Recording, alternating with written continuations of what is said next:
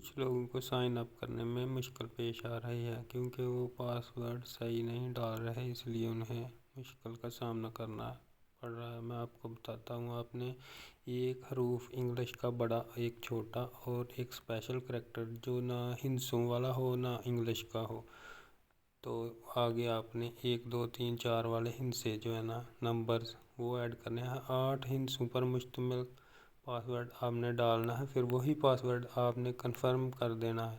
Confirm password پر click کر دینا ہے تو آپ کا یہ سائن اپ ہو جائے گا، مکمل ہو جائے گا اور آپ کو کوئی مشکل پیش نہیں آئے گی۔